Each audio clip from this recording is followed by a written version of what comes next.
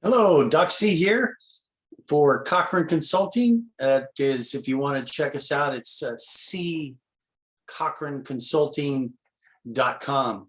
And also you can actually reach me at cochraneconsulting@yahoo.com. Let me go ahead and share you my screen, because what we are going to talk about today is, let's see, that's not what we're going to talk about today.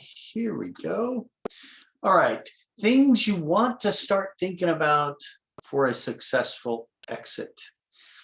If you look at the bottom of this screen here, our little E4 logo, this is what we do, whether you are entering, evaluating, enhancing, or exiting your business. You are in the 4 cycles of business ownership.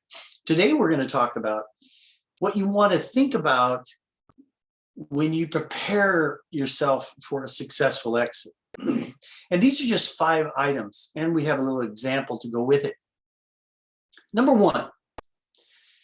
Oh, and by the way, before we get started here, remember, feel free to email me. You can go to our website, look at the businesses that we have for sale. You can ask me any questions. I'd be happy to answer any questions when it comes to these 4 cycles, consulting pieces, coaching pieces, those kinds of things. Feel free to use us as your advocate for business and your questions. All right, let's jump right in. Number 1, sell less stuff to more people. Okay, so when you expand your customer base, expand that, it appears that you are very strong, solid, and are in fact growing. So focus in on selling less to more. Number 2, strive for 50% plus net promoter score. And of course, you know what the net promoter score is. You're talking about your customers. Now, I know 50% is actually excellent. And that's what you want to strive for. But 20, 30, 40, percent is actually quite good.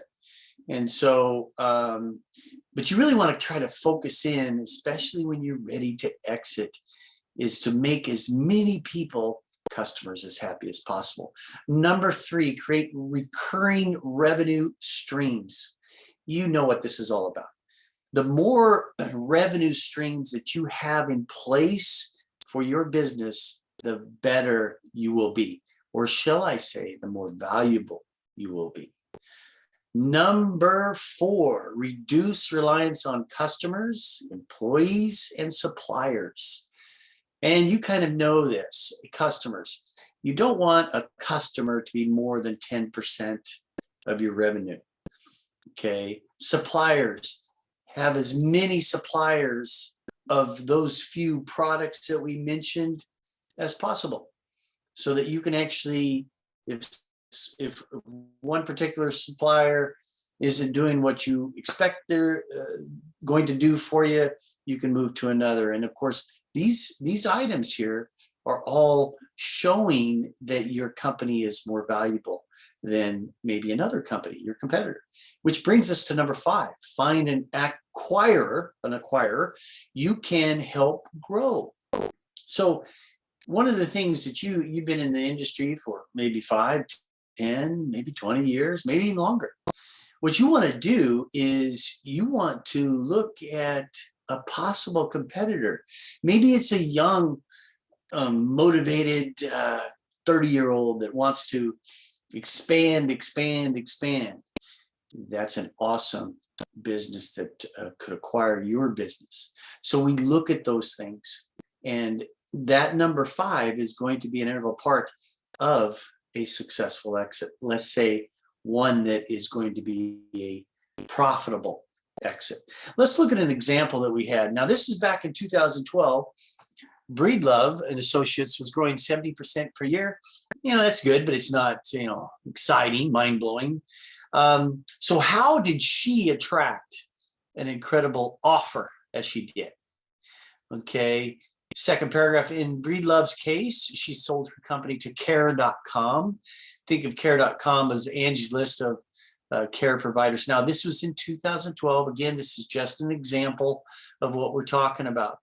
And of course, if you know anything about care.com, you know exactly what they do. Well, the third paragraph, at the time of the acquisition, Breedlove had 10,000 customers and care.com had 7 million members. Breedlove's argued that just 1% of care.com's members used Breedlove's payroll service. It would equate to 7 times the growth in Breedlove and Associates almost overnight.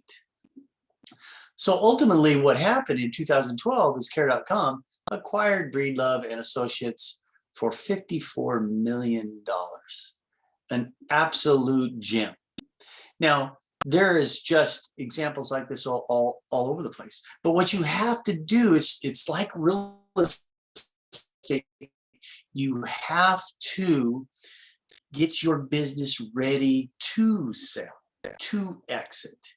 And you want to do that, give yourself about 2 to 3 years to do that. Now, going back to the bottom of the page, our E4 system, what we will do for you, and this is no sales pitch, I'm just trying to explain to you, E2 will get you an evaluation. We'll find out how much your company is worth today, the market, what the market would bear.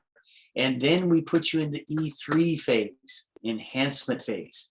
We will do not only these 5 bullet points here, but several others. We have many others, different mathematical formulas that we actually put in place along with the cultures and so forth and so on.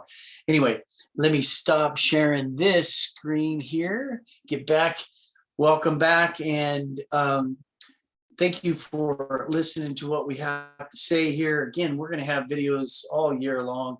We're just we've been so busy. We want to jump on, share some things out, let people know that we're out there and that we're here to help you. Again, reach me at ccochranconsulting.com or cochranconsulting@yahoo.com.